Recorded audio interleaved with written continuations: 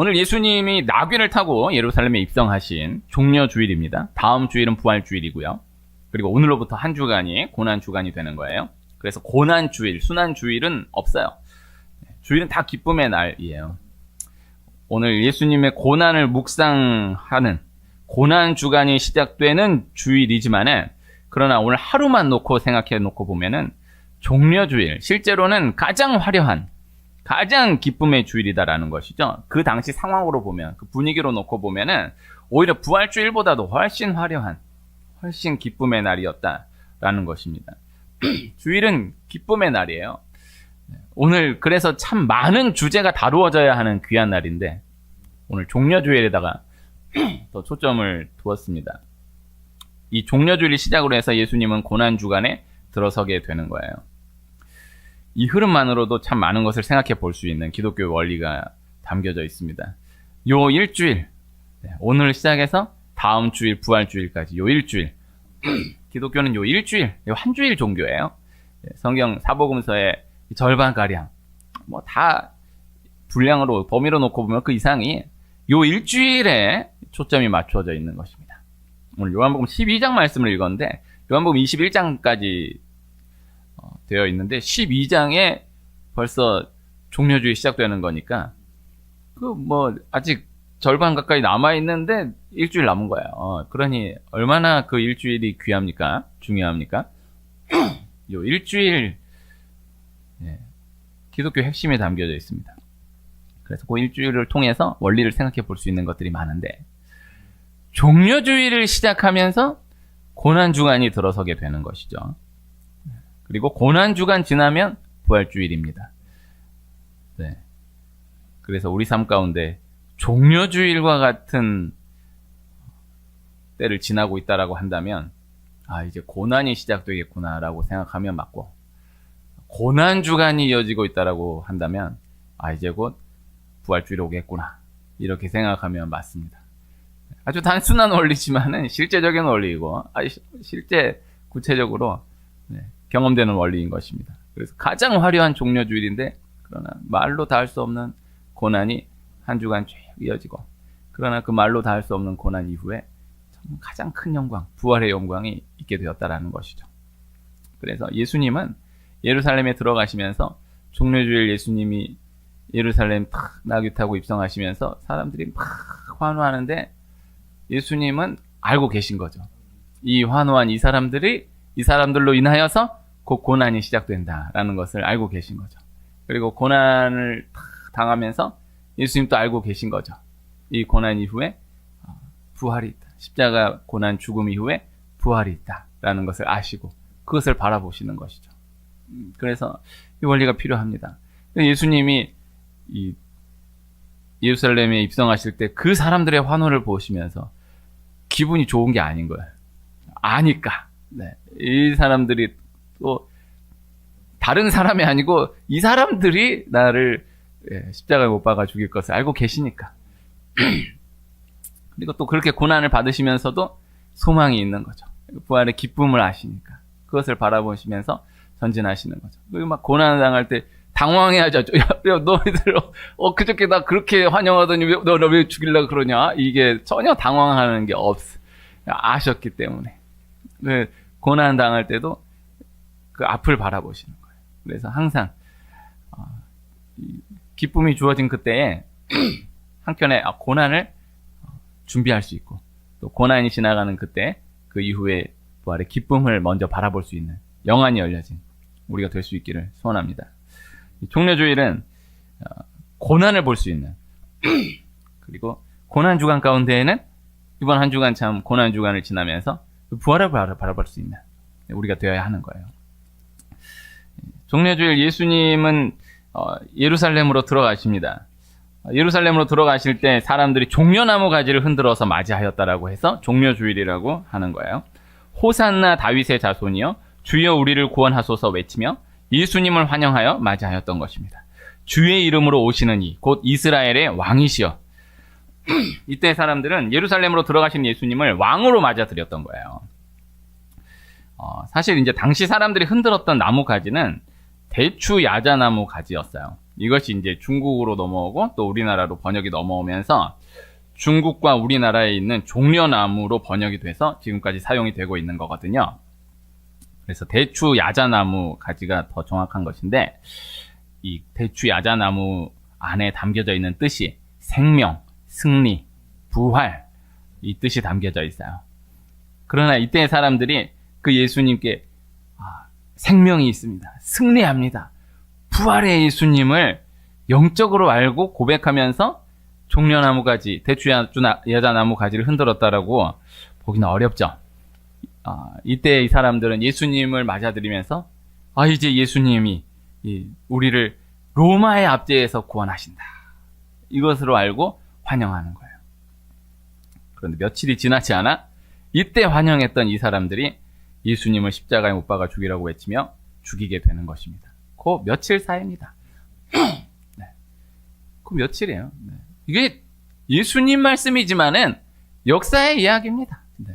그래서 저 사람 떴다, 어마어마하다고 하면 며칠 사이에, 네, 며칠 사이에 저 사람 죽을 수 있겠구나. 네. 이런 일들이 얼마나 많습니까? 네. 그래서 모르는 거예요. 우리가 너무 스케일이 큰 이야기들이고 예수님 이야기고 역사의 이야기들이지만 우리 분량 가운데 이것을 기억할 수 있어야 돼요. 그래서 이 사람들인 거예요. 그때 그 무리가 그때 그 무리인 거예요. 그러니까 승리, 생명, 부활을 외치면서 종려나무 가지를 흔들었지만은 그 사람들이 생각하는 그 생명과 예수님이 품고 계시는 그 생명은 전혀 다른 거예요. 예수님은 이스라엘을 정치적으로, 민족적으로 로마에서 구원하시기 위하여서 예루살렘으로 들어가신 것이 아니었다라는 것입니다. 그러나 이제 중요한 것이, 비록 사람들이 바른 이해를 가지고 예수님을 맞아들였던 것은 아니었지만은, 그러나 이 사람들의 그 환영 안에 담겨져 있는 뜻, 생명, 승리, 부활, 이 모든 뜻이 다 영적으로 연결되는 뜻이다라는 거예요. 하나님의 섭리이죠. 예수님께 생명이 있는 것이죠. 예수님 승리하신 거예요. 우리 예수님 부활하십니다.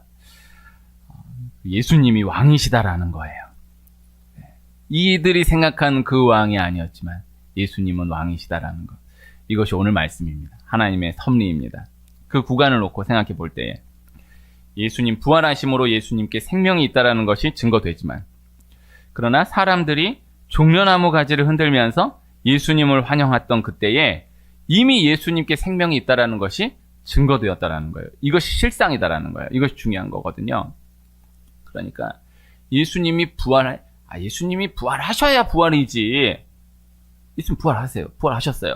그러나 말씀을 영적으로 놓고 봤을 때 사람들이 바른 이해를 가지고 종려나무 가지를 흔들며 예수님을 맞이했던 것은 아니지만은 그때 예수님이 증거되신 것이다. 왕으로 증거되신 것이다. 그래서 사람들이 비록 바른 이해가 아니었을지언정 사람들이 예루살렘으로 들어오시는 예수님을 종려나무 가지 흔들며 호산나 이스라엘의 왕이여 환영했던 그때가 실상이다라는 거예요. 그 이후에 예수님 너무나 참혹한, 예수님으로서도 너무나 참혹하지만 역사에도 참 없는 너무나 참혹한 고난을 당하시고 십자가에 죽으시지만은, 그러나 실상은 예수님 나귀 타고 예루살렘 입성하시는, 호산나 다윗의 자손이여 이스라엘 왕이여 환영하는, 그것이 실상의 말씀이다라는 것입니다. 이것을 잠깐 생각해 볼 필요가 있습니다. 아브라함이 하나님께 부름받아서 복의 근원으로 믿음의 사람으로 또 의의 사람으로 인침받게 되는 거예요. 창세기 12장, 13장, 15장 이 언약이 계속해서 체결되어 가는데, 그러나 아브라함이 하나님께 부름받고 나서 바로 얼마 지나지 않아서 애굽으로 내려가 버리고 또 아내 사라를 빼앗기고 하나님 찾아주시지만은 참 그렇게 말로 할 수 없는 너무나 부끄러운 일을 자기가 자초해서 만나게 되고, 또 후에는 여종 하가를 통하여서 이스마엘을 낳아버리는 거예요. 그러나 결국 아브라함 승리합니다. 아브라함이 이삭을 낳고 또 모리아산에서 하나님의 시험을, 마지막 시험을 또 통과해내는 거예요. 다 중요하지만 12장에 하나님 아브라함 부르셨던 그때가 가장 중요한 말씀인 거예요. 그때가 실상인 거예요. 이것을 기억해야 돼요. 야곱이 어렵게 아버지 이삭에게 축복을 받고 바단 아람으로 가서 외삼촌 라반을 통하여서 20년을 고생하다가 돌아오는 거예요. 그러니까 축복을 받고 축복길이 열리는 게 아니라 너무나 험악한 고생길이 열려서 20년을 그렇게 종살이를 하다가 돌아오는데, 돌아와서 이제 후에 다 그 아들들이 족장으로 세움받고, 이제 이 야곱이 참 바로에게 안수하여 하나님의 영광을 드러내는 그런 믿음의 사람이긴 하지만은, 그러나 가장 중요한 때는 이삭에게 축복을 받는 그때가 중요한 거예요. 그때가 실상인 거예요. 요셉이 하나님께서 주신 꿈을 꾸고, 그러나 결과적으로 그 꿈으로 인하여서 보디발의 집에서, 감옥에서 말로 할 수 없는 고난의 세월 13년을 지나는 거예요. 그리고 아버지 야곱을 만나기까지는 23년의 시간이 지나게 되는 것이죠. 13년의 시간을 지나서 애굽에서 총리로 세워진 그때가 참 가장 중요하다라고 생각될 수 있지만은, 그러나 영적으로 중요한 때는 하나님이 요셉에게 꿈을 주신 그때, 그 말씀이 실상이에요. 이것을 기억해야 돼요. 그래서 하나님 요셉에게 꿈을 주셨지만은 그로 인해서 오히려 보디발 집에서 이렇게 고생한다, 또 감옥 간다, 그런데 그럼에도 불구하고 총리가 되었다, 이렇게 흘러갈 수 있지만은 가장 큰 핵심 실상은 요셉이 하나님께 꿈을 받은 그때, 요셉의 꿈, 그 말씀이 실상의 말씀이다라는 거예요. 하나만 더 놔두면은, 모세가 장성한 후에 히브리 사람, 자기 형제를 괴롭히는 애굽 사람을 쳐 죽여서 모래 속에 감춥니다. 후에 이것이 발각이 되어서 광야로 도망해서 40년을 지나게 되고, 그 이후에 80이 되어서 하나님 앞에 이스라엘의 지도자로 부르심받고 세워지게 되지만, 그러나 히브리인 모세가 애굽 사람을 쳐 죽인 이 일이 중요한 거예요. 그래서 그 구간으로 놓고 보면요, 이 40 나이의 모세가 애굽인 쳐 죽인 그 이야기는 보이는 것으로 놓고 보면은 그로 인하여서 그것이 발각이 되어 이 광야로 도망해서 40년을 도망자 신분으로 살아가게 되고, 또 그 시간이 지난 이후에 하나님께 부름받아서 이스라엘의 지도자로 세움받게 되었지만은, 그러나 이 애굽인을 쳐 죽였던 이때가 모세의 실상 말씀이다라는 거예요. 이것을 기억해야 돼요. 모세가 애굽인을 자기 혈기로 쳐 죽였다. 그런데 광야로 40년 동안 도망자 세월 지나면서 연단받아서 힘이 다 빠지고 하나님의 정말 지도자다운 지도자로 부름받았다. 이 은혜가 될 수는 있는데, 그러나 모세가 애굽인을 쳐 죽인 이야기를 모세의 혈기로만 치부하면 이건 본 말씀을 놓치게 됩니다. 그 모세의 그 구간 가운데의 말씀은 모세가 애굽인을 쳐 죽인 사건이 후에 모세를 통하여서 이스라엘 전체 모든 백성들이 출애굽을 하게 될 것이다, 구원받게 될 것이다라는 예고의 말씀이 되는 거예요. 그리고 성경 전체로 놓고 보면 마귀 권세를 멸하신 예수 그리스도를 예표하는 사건이다라는 것이죠. 그래서 모세가 이 애굽인 쳐 죽여서 모래 묻어버린 이 사건이 그것이 실상이다라는 거예요. 이것을 기억해야 돼요. 그래서 종려주일 오늘 지나면서, 종려주일을 시작으로 해서 예수님의 참 큰 고난이 시작되게 되지만, 그리고 결국 고난 받으시고 죽으시고 부활하셔요. 부활이 너무너무 중요한 거죠. 부활이 중요하다라는 건 말할 것도 없는데, 그러나 종려주일에 오늘 초점을 맞추어서, 종려주일이 중요합니다. 네. 분명 바른 이해로의 맞이함은 아니었지만은 예수님이 왕으로 입성하시는 거예요. 이때가 중요한 거예요. 그래서 이때가 실상인 거예요. 이것이 중요해요. 그 종려주일의 의미를 기억해야 되는 거예요. 얘네들 몰라. 네. 그러나 예수님이 왕이시다라는 것을 증거하는 거예요. 그래서 부활 사건을 통하여서 예수님이 왕이시다라는 것이 드러나게 된 것이죠. 그래서 실상, 근본은 예수님이 종려주일에 왕으로 입성하셨다라는 것. 이것을 볼 수 있어야 하는 것입니다. 그래서 이거 자칫 잘못하면 그렇게 이해할 수 있어요. 그렇게 보면 안 돼요. 아브라함이 하나님께 부름받았다. 아브라함이 하나님께 부름받았지만은 또 몰라. 또 연약해가지고 이럴지도 모르고 저럴지도 모르고 또 몰라. 그런데 하나님의 은혜로 아브라함이 결국 이삭을 낳고 하나님이 이게 또 이 시험을 통과해냈네. 이게 이렇게 들으면 그런갑다 할 수 있겠지만요. 그렇지 않아요. 아브라함이 부름받은 그때 이미 결정된 거예요. 하나님이 아브라함을 통하여서 하나님 나라를 이루실 것으로 결정된 거예요. 그때가 실상이요. 야곱이 비록 속여가지고 축복을 받긴 했지만은 또 몰라. 또 거기 가서 또 어떻게 지내고 이러는데 몰라. 또 이래 해도 사람 또 살다 보면 사람 일 모르는 거야. 그렇지 않아요. 그렇지 않고 야곱이 축복을 받은 그때가 실상인 거예요. 보이는 것으로는 그로 인하여서 생전 고생 없었던 야곱이 어마어마한 고생길로 들어서게 되지만은 그러나 실상은 그때인 거예요. 요셉이 꿈을 꾼 그때. 괜히 그 꿈 때문에 오히려 더 이렇게 어려워져가지고 모르는 거다. 아니 그렇지 않아. 요셉의 꿈을 그렇게 보면 안 돼. 그때가 실상이요. 그때 이미 정해진 거예요. 그래서 요셉을 통하여서 열방을 구원해내신다라는 하나님의 뜻이 이미 그때 선포된 거예요. 그때가 실상이다라는 거예요. 이것을 기억해야 돼요. 모세가 애굽인을 쳐 죽였던 그때에 이미 이 모세를 통하여서 하나님, 그래서 모세가 광야에서 하는 거 봐가지고 얘를 통해서 이걸 출애굽을 할까 말까를 좀 결정해 봐야겠다. 우리 하나님 그런 하나님이 아니에요. 그걸 기억해야 돼. 이미 모세가 태어나면 다 죽을 수밖에 없는 그때 태어난 그때에 이미 이 모세를 통하여서 이스라엘이 출애굽한다라는 것이 이미 정해져 있었던 거예요. 그것을 모세가 애굽인 쳐 죽인 그 사건을 통해서 예고로 딱 증거해 주신 거예요. 그때가 실상이요. 그 이후에 40년의 시간이 지나서 모세를 통해서 실제 출애굽한 사건이 일어나게 되었지만은 그러나 우와 진짜네. 그렇지 않아. 믿는 자들은 그렇게 보면 안 돼. 이미 그때 정해진 것이다. 모세를 통해 하나님 출애굽하신다.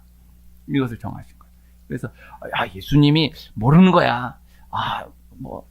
또 지내봐야 아는 거야. 근데 진짜 부활하셨네. 그렇지 않고 예수님 왕이요. 예수님이 왕이신데 이 사람들 몰라. 아니 그들을 도구로 하여서 예수님이 왕이시다라는 것을 딱 증거해 주신 거예요. 그 실상이다라는 것을 박아주신 거예요. 그 이후에 예수님 왕이시다라는 것이 결국 다 드러나게 되었다라는 것이죠. 이것을 기억해야 하는 것입니다. 이후에 종려절 이후에 예수님이 십자가에 못 박히신 그때에 폐에 유대인의 왕이라고 쓰여져요. 나사렛 예수 유대인의 왕이라는 기록이 히브리, 로마, 헬라 말로 기록이 된 거예요. 히브리어, 로마, 라틴어, 헬라어, 히브리 종교적, 영적으로, 헬라 문화적으로, 로마, 라틴어 법적으로 예수님이 왕이시다. 그리고 히브리, 로마, 헬라어 다 이렇게 기록이 되었다라는 것은 예수님이 온 열방, 온 세계의 왕이시다라는 것을 말씀하는 거예요. 대제사장들이 빌라도에게 유대인의 왕이라 쓰지 말고 자칭 유대인의 왕이라 쓰라 이렇게 요청하지만은 빌라도가 내가 쓸 것을 썼다. 빌라도가 참 신기하죠? 예수님 풀어줄 수 있었는데 민심이 무서워서 풀어주지는 못하고 그러나 유대인의 왕으로 쓴 것에 대해서는 내가 쓸 것을 썼다 하고 두는 거예요. 결국 그렇게 쓰여지고 예수님 십자가에 못 박혀 죽으시게 돼요. 이건 마찬가지예요. 예수님을 왕으로 바로 알고 쓰여진 기록은 분명히 아니었던 것이었지만 그러나 이것은 예수님 실제 왕이시다라는 것을 말씀한 말씀이다라는 것이죠. 하나님이 섭리하심인 것입니다. 오늘 말씀 예수님이 왕이시다라는 것, 예수님이 통치자, 주권자이시다라는 것, 예수님이 다스리신다라는 것입니다. 기독교의 핵심, 예수님 십자가에 피 흘려 죽으시고 부활하심으로 그것을 믿는 자마다 구원을 얻게 되는 것이다.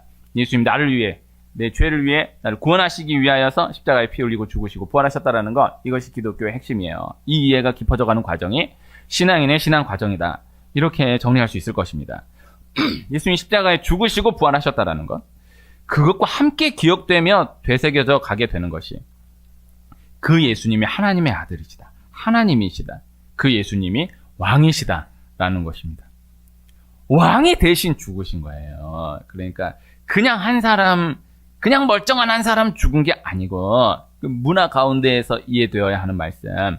왕이 말 한마디만 해도 어마어마한데 왕이 선물 하나만 줘도 어마어마한데 왕 어마어마한 겁니다. 제가 장안동에 있을 때 함께 교제했던 한 친구가 어떤 어른을 도와줬나? 그래가지고 대통령한테 전화를 받은 거를 녹음을 해가지고 들려준 적이 있었거든요.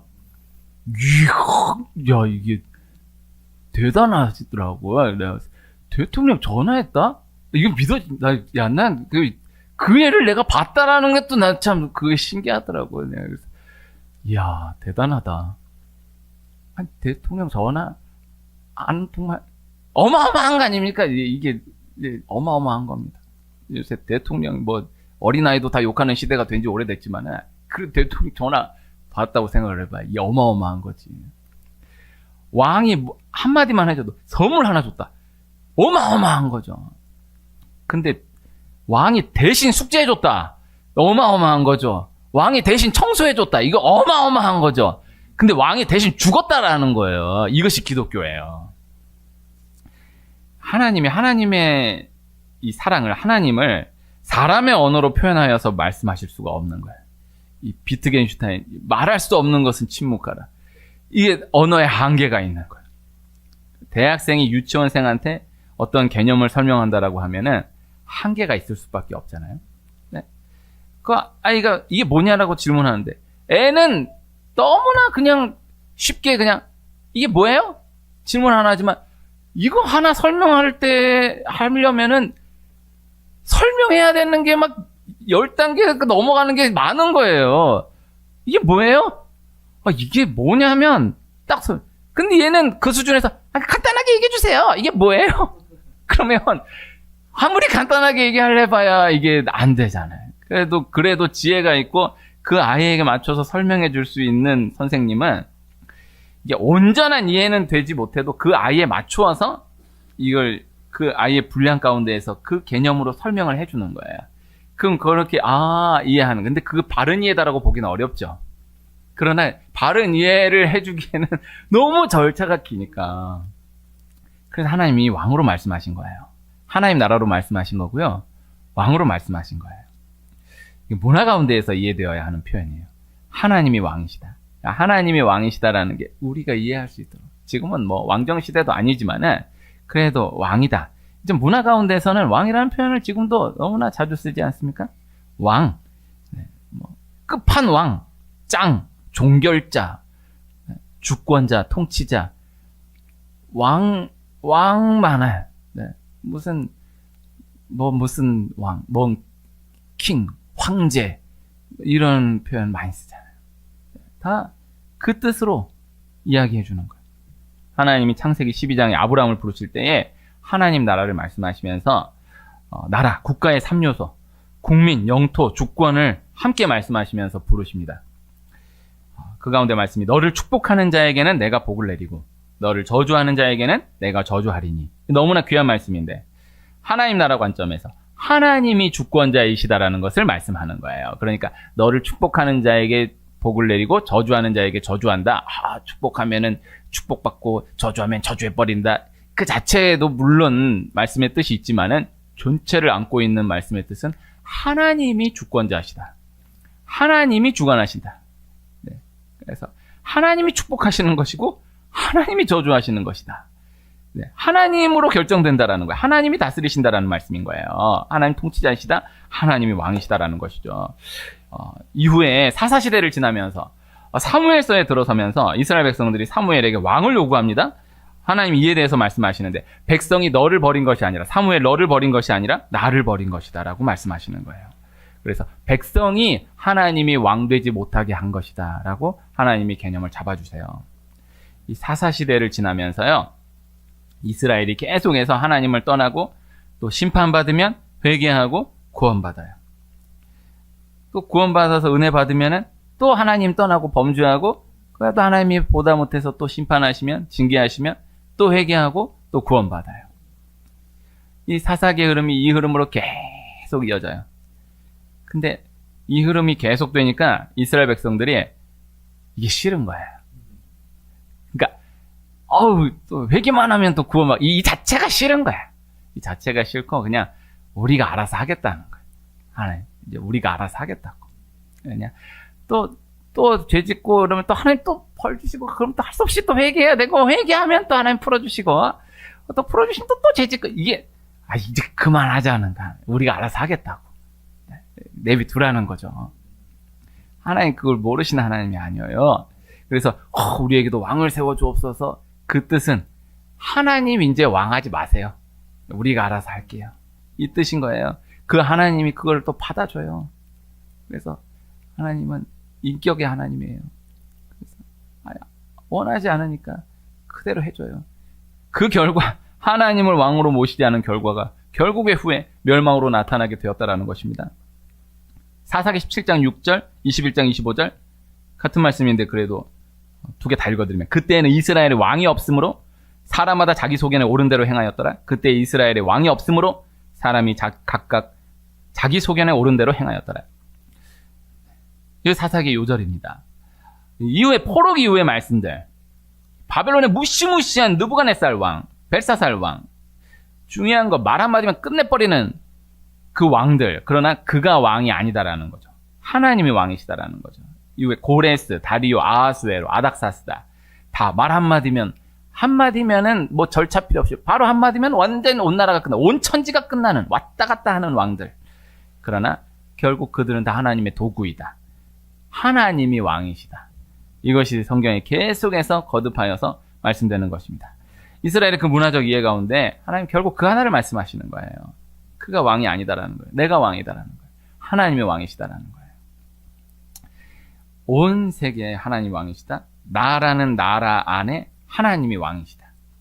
이 하나가 실제적으로 인정되기까지가 신앙의 첫 과정이 되고, 이 하나를 지켜나가는 싸움이 계속되는 실제 영적 싸움의 실체가 되는 것이다 라는 것입니다. 온 천지 만물, 온 세계를 하나님 주관하신다. 하나님이 왕이시다. 2024년은 전 세계 72개국에 우리나라를 포함해서 72개국에 아주 중요한 선거가 치러지는 해. 네, 이렇게 딱 모이는 것도 쉽지 않대요. 딱 올 한 해가 전 세계에 가장 중요한 선거들이 꽉 몰려져 있는 한 해예요. 국민이 뽑는 것이다. 또 당선되면 내가 당선됐다. 그러나 그 사람이 된 것도 아니고 또 국민이 뽑는 것도 아니요. 하나님이 세우시는 것입니다.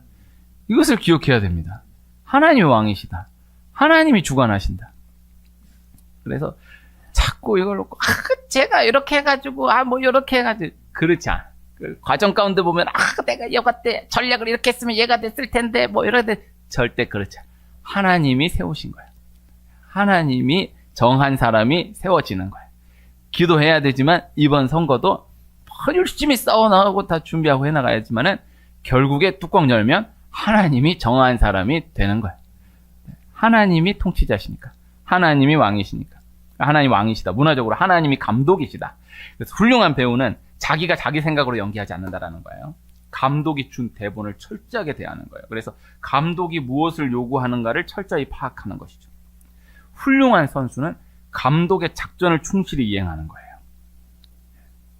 다 잠깐만 보면은 감독의 의도가 뭐가 중요해? 감독의 작전 수행이 뭐가 중요해? 그때 잠깐 뭐 대단한 것 같아 보이지만은요, 그렇지 않아요. 결국 길게 보면 그 사람에게 감독이 인정되는 만큼 그 배우가 크고 그 선수가 크게 되는 것을 부인하기가 어려운 거예요. 예수님의 초림, 예수님 왕으로 처음 오신 그때에 예수님을 모실 곳이 없어서 마구간 말구유에 모셔요. 네, 이게 우리 적용적으로 생각하면은 예수님께 방 하나를 내어드리지 못하는 거예요. 우리 그럴 수 있는 거예요. 왕이신 예수님이라고 하는데 방 하나를 못 내어드리는 거예요. 요만큼을 못 내어드리는 거예요. 요 주일에 한 시간도 이 영적, 이게 사람의 힘으로 예수님 왕이다라고 하면서 일주일에 5만 시간 내가 다 쓰면서 요거 한 시간 하나 예수님 왕자리 요만큼을 못 내어드리는 거예요. 안 돼. 이건 계산적으로 생각할 말씀이 아니라 인격적으로 대할 수 있는 말씀이에요. 나를 위해서, 나만을 위해서 살아가는 삶. 이 시대는 너무 나를 위해서, 내가 일단 제일 중요하다. 들으면은 일리가 있는 것 같아 보이지만은 결국 내가 왕인 삶이에요. 그렇게 또 가르치는 시대. 그렇게 안 가르쳐도 사람은 다 자기가 왕인 줄로 알고 사는데 네가 제일 중요하다. 네가 왕이다. 그렇게 가르치는 시대. 하나님을 왕으로 인정하지 못한 삶. 걱정, 근심으로 늘 매여져 있는 삶. 왕이신 하나님께 내어드리지 못하는, 맡겨버리지 못하는 삶. 왕에게는 아뢰기만 하면 왕이 결제하고 왕이 책임집니다. 그래서 내가 왕이다라고 표현했지만은 사실 영적 실상으로는 마귀가 왕인 거예요. 그래서 마귀가 왕이냐, 예수님이 왕이냐. 왕은 결국 하나예요. 역사에 부인할 수 없는 거예요.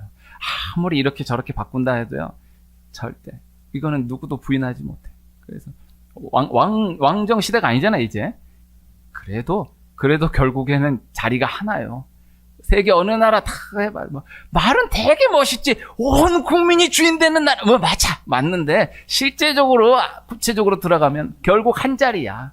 결국 한 자리 누가 앉느냐의 싸움이거든요. 이 시대.